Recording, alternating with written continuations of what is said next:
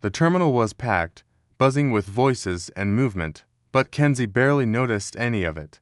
Her hand gripped Ellie's tightly, her 6-year-old daughter clutching a worn-out teddy bear, as she kept her eyes fixed on the departure board. On the outside, her steps were steady, calm even, but inside, chaos, fear, relief, and a strange kind of courage that still felt afresh to trust.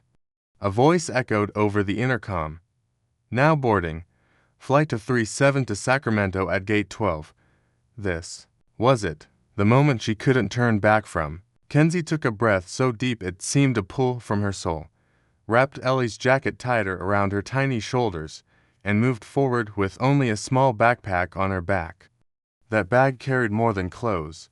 It held documents, stashed away, cash, old memories, and the weight of everything they were leaving behind. Inside the plane, Kenzie helped Ellie into the window seat, her little face lighting up with curiosity as she stared out at the massive wing stretching across the tarmac. Kenzie sat down beside her and exhaled, her heart pounding with quiet panic. This wasn't just a new city. It was a leap across time, across trauma, into something she prayed was freedom.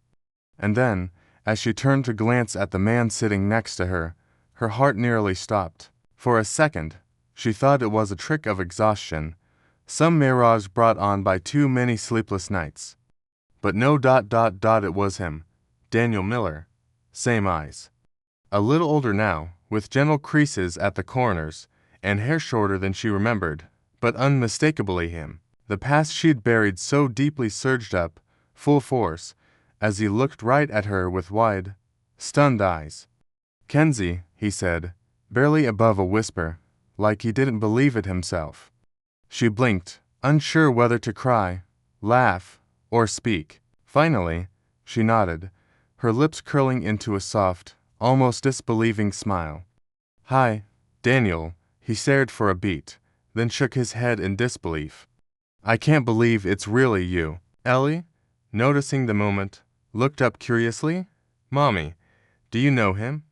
Kenzie gave a nod and brushed a hand over her daughter's hair. "Yes, sweetheart, he's an old friend." And just like that, the past and present collided. At 35,000 feet, while the plane taxied toward the runway, something else had already taken flight, something Kenzie never imagined she'd feel again, a sense of wonder.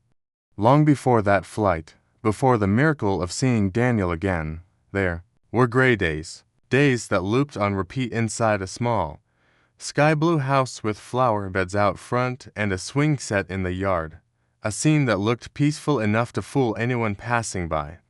But inside those painted walls lived a different story, a quieter kind of suffering, one that didn't leave bruises you could see, but shattered everything just the same. Kenzie had lived there with Ellie ... and with the man who once promised to protect her. His name was Brian. At the beginning, he was charming, magnetic, and made her feel like she'd finally found something solid in a world that had always felt shaky. She was only 23 when they married, full of hope and willing to believe that love could fix anything. But love, it turned out, wasn't what she thought it was. The change was slow, almost invisible at first. The compliments turned into criticisms, the concern morphed into control. And the promises, they vanished one by one, replaced by silences so heavy they seemed to suck the air from every room. Brian didn't need to raise a hand. His eyes alone could freeze her mid-sentence. Every movement, every word, every breath Kenzie took inside that house was calculated, cautious, rehearsed. On the outside, she looked like any other devoted mother, packing lunches, walking Ellie to school, smiling politely at the neighbors. But inside, she was shrinking, disappearing a little more each day beneath the weight of fear and emotional exhaustion. The only thing that kept her anchored was Ellie, that child, with her wild blonde curls and wide, knowing eyes, was the one thing Kenzie still fought for. At night, after Brian had fallen asleep and the house was finally still, Kenzie would steal away to the bathroom or the attic, the only places she could breathe. She'd cry silently into a towel, write secret messages to herself inside the pages of old books. Messages like, "You are not what he says you are," or "Freedom still exists if you're brave enough to take it." In those stolen moments, she remembered who she used to be. A girl with dreams, a teacher who believed in her students, a woman who once loved without fear. Ellie saw more than Kenzie wanted to admit. The little girl never asked questions, but her eyes held a depth far beyond her years. She was learning, not through words, but through silence, that love could hurt, that safety came with rules and whispers, and that, more than anything, was what Kenzie couldn't allow. Ellie deserved better. She deserved joy that wasn't staged, a home that didn't require pretending. Behind Kenzie's vulnerability lived a quiet, uncheckable strength. The kind of strength you only find when you've had to smile through tears, when you've sung lullabies with a trembling voice, when you've kissed your child goodnight knowing full well you couldn't protect her from everything. Kenzie didn't know how or when it would happen. But deep inside, something had begun to stir, a flicker, a whisper, a memory of the girl she used to be, the one who once stood beside Daniel under festival lights, laughing like the world was wide open. She wasn't ready yet. But the idea of leaving had stopped sounding like a dream. It had started to feel like a decision. Kenzie's courage didn't arrive all at once. It didn't come charging in like a thunderstorm. It crept in quietly, tucked between moments of exhaustion and whispered thoughts late at night. Most mornings, it was fear that got her out of bed. Fear of saying the wrong thing, taking too long at the grocery store, smiling at the wrong time. But little by little, that same fear started to change shape. It became a quiet rebellion, a restless hum inside her chest that said, "This can't be all there is." Her attic became a sanctuary, a place where she could climb up into the shadows and feel like herself again, even if just for a few minutes. Between dusty boxes and old photo albums, Kenzie began to reconnect with the woman she used to be. She'd open books and reread the little notes she'd once scribbled in the margins. Notes like "There's more to life than surviving," and "Ellie deserves light, not shadows." These weren't just affirmations. They were roots. They held her in place when the rest of the world felt like it was crumbling. Her first step toward freedom was so small, it almost didn't feel real. One afternoon during her lunch break, instead of sitting in the teacher's lounge, Kenzie walked to a local bank and, hands shaking, opened a secret account. She felt like she was doing something illegal, like someone would stop her at any moment, but nobody did. The teller smiled, asked no questions, and handed her the paperwork. That moment, however tiny, was the beginning of something bigger. From then on, she saved whatever she could. She skipped coffee, brought lunch from home, took on extra grading assignments after school. Every dollar she deposited into that account felt like a brick in a foundation she hadn't dared to believe she could build. It wasn't much, but it was hers. Kenzie knew she couldn't do this completely alone. She confided in just one person, Mrs. Caldwell, the school principal, a woman with kind eyes and the kind of presence that made you feel safe just by sitting across from her. When Kenzie finally opened up, voice barely above a whisper, Mrs. Caldwell reached across the desk, took her hand, and said, "When you're ready, you won't have to do this alone." But even small acts of bravery came with a price. One evening, Kenzie stayed late at school grading papers. Brian noticed. He didn't ask why. Instead, he went silent for 3 full days. No eye contact, no words, and then exploded in rage over nothing at all. It was his pattern: withdraw, then detonate, and Kenzie, scared and shaken, found herself wondering if maybe she'd gone too far, if she should just stop before things got worse. But the thought of Ellie in that house, growing up learning that love meant fear, always pulled her back. She couldn't let her daughter inherit that version of love, not on her watch. So she pushed forward, quietly, cautiously. At night, she wrote out routes. She looked up shelters on the school's library computer. She memorized hotline numbers and stashed emergency cash in an old shoebox hidden behind boxes in the attic. Her heart raced every time the floor creaked, every time a door slammed, but still, she planned. She wasn't just running away from Brian. She was running towards something, a different life. One where Ellie could laugh without flinching. One where Kenzie could breathe without permission. And somewhere deep inside, she remembered the girl Daniel once loved.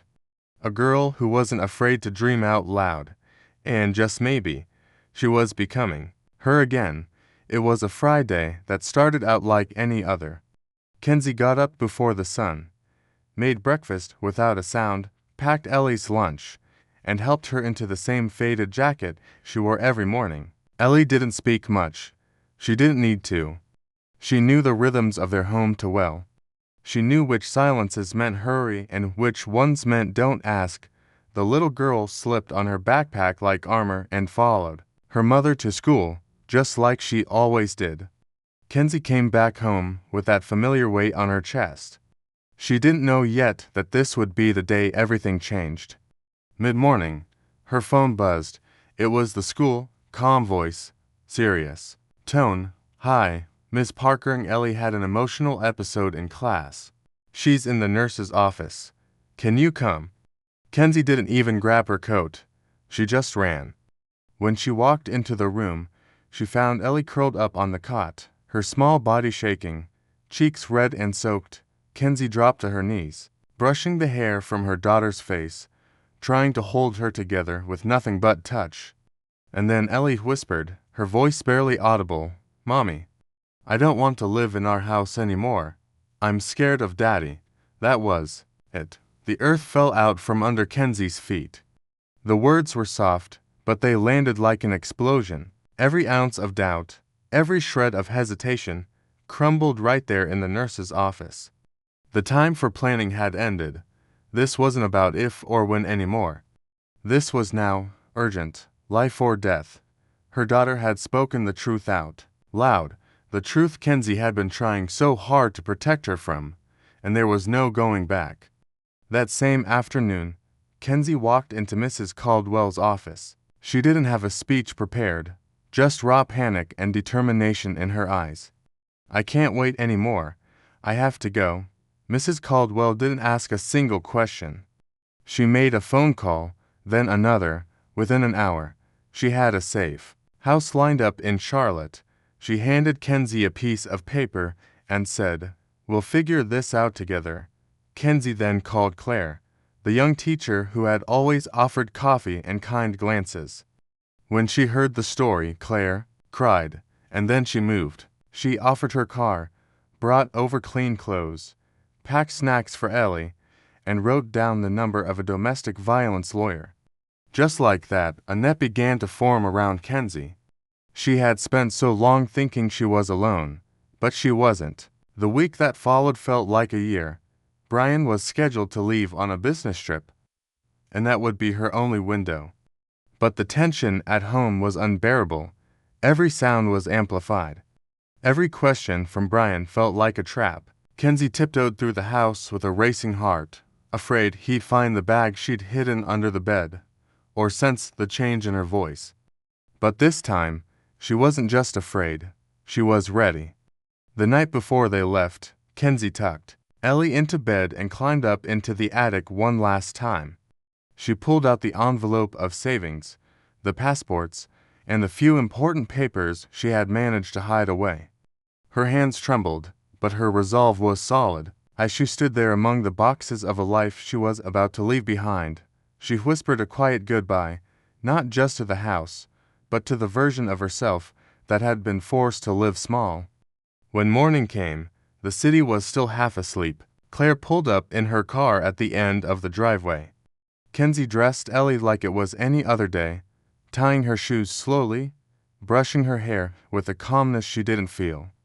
But when Ellie looked up at her with those clear, innocent eyes, and whispered, "Are we going now?" Kenzie simply nodded. They loaded the car and drove off without looking back. Not once. There was nothing left for them behind. Only what waited ahead. And for the first time in years, Kenzie let herself breathe. The road to Charlotte felt longer than it actually was. Sitting in the back seat of Claire's car, Kenzie stared out the window while the world blurred past. She held Ellie close. The little girl had fallen asleep with her head in her mother's lap, still clinging to her stuffed bear.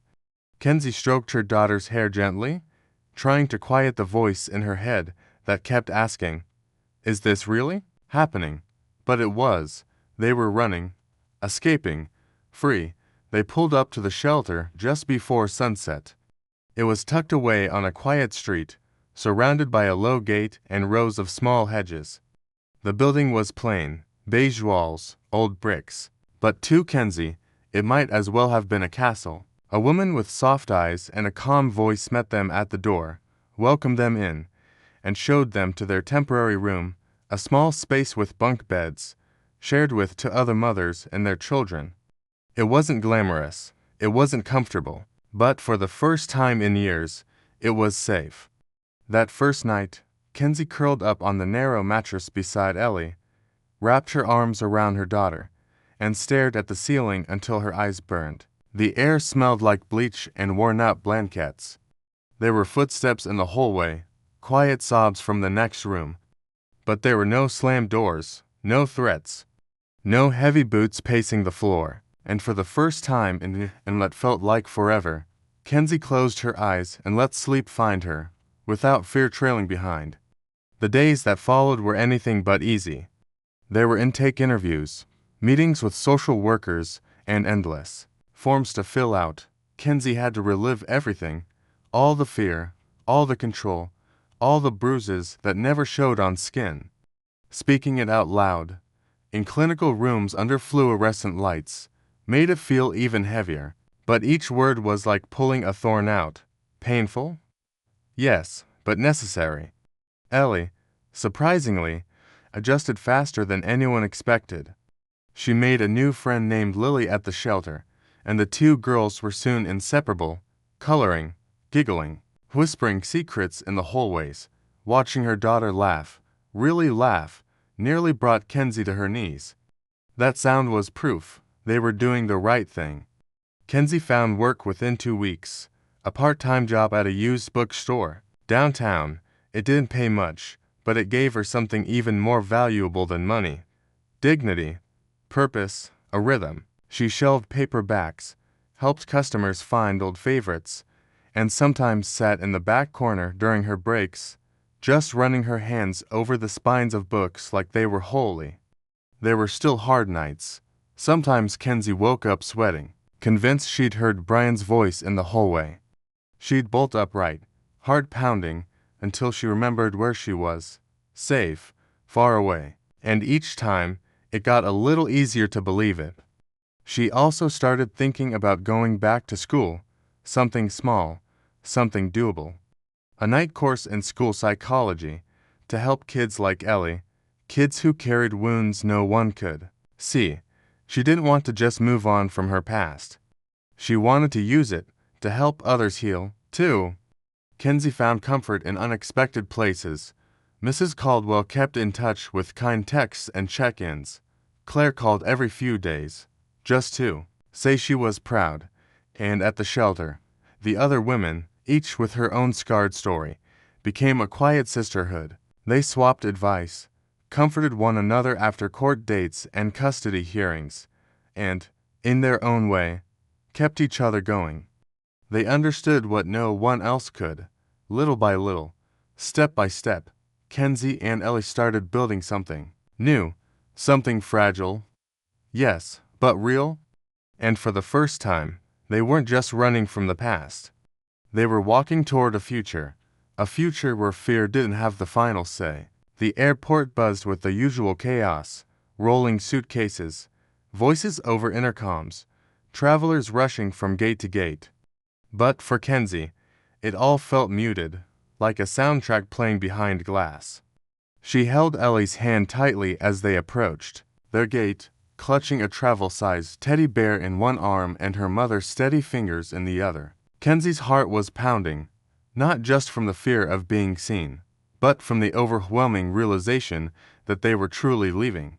For good, their flight to Sacramento was boarding, and with each step forward, Kenzie felt like she was stepping out of the shadow of her old life. The past still clung to her, sure, but the door was closing behind her now, and ahead, something she couldn't yet define, but it felt a lot like hope. Inside the plane, Kenzie helped Ellie into the window seat. The little girl beamed as she looked out at the tarmac, fascinated by the blinking lights and massive wings. Kenzie sat beside her and let out a long, shaky breath. She'd sold what little she had left to afford this flight, but it was worth it. Every penny, every tear, every sleepless night, worth it for the chance to start again. And then, she turned her head, just slightly, just enough to glance at the man sitting in the next seat over. Her breath caught in her throat. It couldn't be, but it was Daniel Miller. He looked older, sure, a little more weathered around the eyes, a little more grounded in the way he carried himself, but it was him. The same green eyes, the same quiet, steady energy. Kenzie blinked once, twice. Was this some cruel trick of exhaustion? A hallucination brought on by trauma and stress? And then he turned. Their eyes met. Time stopped. "Kenzie," he said, barely above a whisper, like he wasn't sure if he believed what he was seeing. She stared at him, stunned. Her lips parted, but no sound came. Then she nodded slowly, a small, surprised smile tugging at the corner of her mouth. "Hey, Daniel." He let out a soft, incredulous laugh, shaking his head.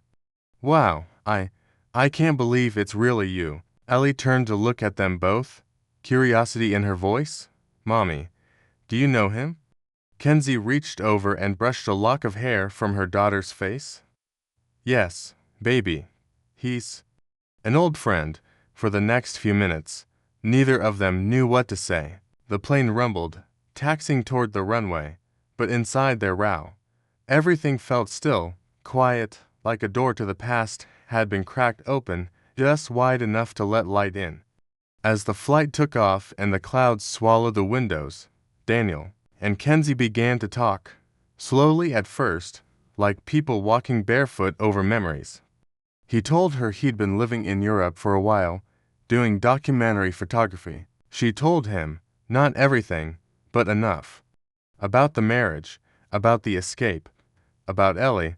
He listened with the kind of attention that doesn't interrupt, that doesn't judge, just holds space. At some point, his fingers gently brushed hers, not with expectation, just quiet support. And when she finished, voice low and raw, he said only this: "You've always been the bravest person I know. I'm just sorry I wasn't there when you needed someone." Kenzie turned to the window, trying to steady her breath. The city below came into view as the plane began its descent. Buildings, roads, lives, a whole new chapter waiting to be written. She looked back at him and whispered, Maybe now's the right time." As the wheels hit the ground and the plane rolled down the runway, she wasn't just landing in California. The days after landing in Sacramento moved quietly, almost cautiously, like the world was holding its breath along with Kenzie. She and Ellie were placed into temporary housing through a local support program, a tiny studio apartment with peeling paint, second-hand furniture, and a lock on the door that worked from the inside. It wasn't much, but it was theirs, and, more importantly, it was safe. Kenzie started building their new life one piece at a time. She took Ellie to register at a nearby school and visited a community center to apply for food assistance. There was a weariness in her bones, but also a fire in her chest. Every form she filled out, every line she stood in, it all brought her closer to freedom. And then there was Daniel. He didn't rush in or try to take over. He simply showed up, with warmth, with kindness, with steadiness. He helped where he could, offered rides, dropped off groceries, and sometimes just sat with her on the steps outside their building, not needing to fill the silence. He wasn't trying to be her solution, he was just being there, and that was exactly what she needed. But peace, as Kenzie had learned, rarely arrives without something chasing behind it. One afternoon, her phone rang. It was her lawyer. Brian had filed a petition for custody. Kenzie stood frozen in her kitchen, staring at a cracked mug in the sink, the words on the phone call slicing through her like ice. He was accusing her of kidnapping, claiming she was unstable, unfit, a danger to their daughter. For a moment, the old panic tried to claw its way back in, that suffocating fear that she'd never truly escape him, but then something else rose up in her, just as strong.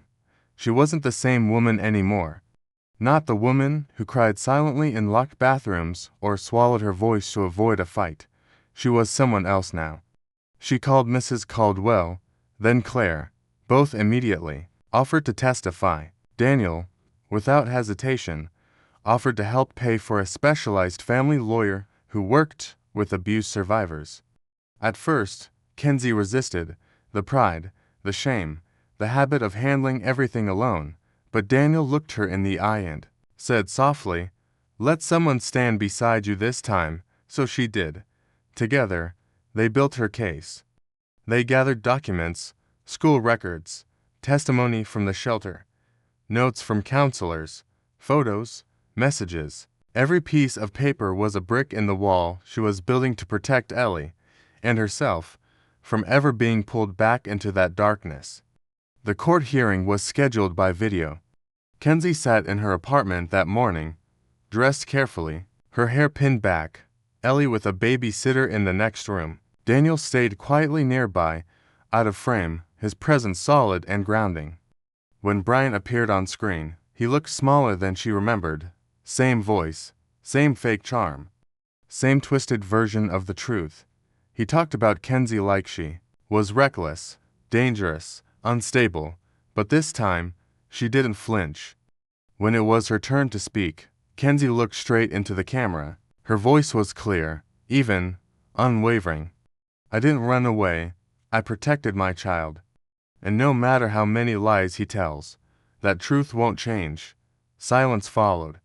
Even Brian's lawyer shifted in his seat. The judge listened carefully, then asked questions, then more questions. And finally, after what felt like hours, delivered the decision right there on the call. Full custody granted to Kenzie. Brian would lose all parental rights until a future reevaluation, under strict conditions. Kenzie exhaled as if for the first time in years. She lowered her head and let the tears fall freely, not from fear, not from defeat, but from the overwhelming release of knowing it was finally over. Daniel placed a hand gently on her shoulder. "I knew you could do this," he whispered, and she believed him, because this time she had won not just in court, but against years of silence, self-doubt, and fear. She had chosen herself, chosen her daughter, and won. The weeks that followed brought a quiet kind of healing, not loud or dramatic, but soft and steady, like a wound finally learning how to close. Kenzie and Ellie into a modest little house on the edge of Sacramento. It wasn't much at the small bedrooms, a cracked sidewalk out front, and a stubborn tree in the backyard that hadn't bloomed in years. But it was theirs, every inch of it, and more than anything, it was free of fear. There was no furniture at first, just a donated mattress, a second-hand table, and 2 chairs that didn't match. But none of that mattered. Ellie covered her bedroom, walls with stars and drawings. Kenzie filled the kitchen with the smell of cinnamon and lavender. And slowly, the space began to feel like home. Not perfect, not polished, but safe, real, and full of breath. Ellie adjusted with the ease only a child could have after surviving so much. She made new friends at school. She joined a small dance class. She laughed more, cried less, and no longer jumped at loud noises. Every time Kenzie watched her daughter walk through the door smiling, hair tangled, cheeks flushed, eyes shining, it felt like another layer of the past had finally peeled away. Kenzie got a full-time position at the bookstore downtown, the same one that had taken her in part-time back in Charlotte. She shelved books, rang up regulars, and created a display called Stories That Save Us. It became the most visited corner in the store. She wasn't just working a job. She was rebuilding herself, one paperback at a time. The nightmares still came now and then. She'd wake in the dark, heart pounding, sure she'd heard Brian's voice, but each time, she'd look around at the quiet room, feel the warm weight of Ellie sleeping safely in the next room, and breathe it away. Slowly, the fear was losing its grip. Slowly, her body began to believe what her heart already knew. It was over. She applied for evening classes at a local college, a program in school psychology. It felt surreal, scribbling her name on those forms, but this wasn't just about starting a new career. It was about giving back, about helping other kids like Ellie, other mothers like herself. She didn't want to forget what she'd been through. She wanted to use it. Turn her scars into something that made the world a little kinder. Daniel became a part of their life, not as a rescuer, not as a replacement, but as a partner. He never tried to erase the past or rush the healing. He just showed up, with time, with patience, with love. He helped Ellie with her science homework. He fixed the broken cabinet in the kitchen. He brought over plants for their windowsill and never once asked for more than what Kenzie was ready to give. They started spending Sundays together, the three of them, at the park or walking through bookstores, sometimes saying everything, sometimes saying nothing at all. Kenzie marveled at how natural it felt, how easy, not perfect, but honest. And that was more than she ever thought she'd have again. In the community center nearby, she began volunteering, sitting in on support groups, helping women fill out paperwork, holding babies so mothers could rest. Her past, once a weight she carried in secret, had become something else now. A bridge, a voice, a reason, she often wrote in her notebook after putting Ellie to bed. One night, she scribbled, "I used to dream of freedom like it was some far-off place, but maybe freedom isn't somewhere you go. Maybe it's something you grow, when you're brave enough to plant it." Kenzie didn't have everything figured out. Some days were hard, some nights were heavy. But her life was no longer a fight for survival. It was a garden, and she was learning to bloom. Time moved differently now, slower, softer, no longer measured by panic or tension, but by the little rituals that made life feel steady, safe, real. Kenzie saw it in everything. The way Ellie left the windows open without fear, how she danced through the house barefoot while music played in the kitchen, how the sound of the phone ringing no longer made her flinch. She could breathe again. Not in gasps of relief, but in full, deep, effortless breaths.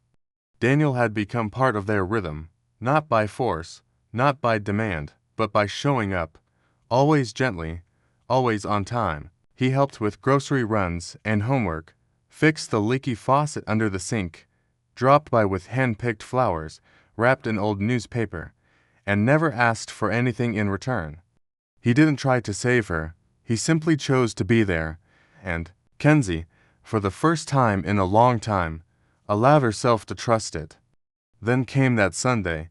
The sun was high and warm, filtering through the trees like gold. They were at the park again, the same one they always visited. Ellie ran ahead, chasing their dog with wild laughter trailing behind her.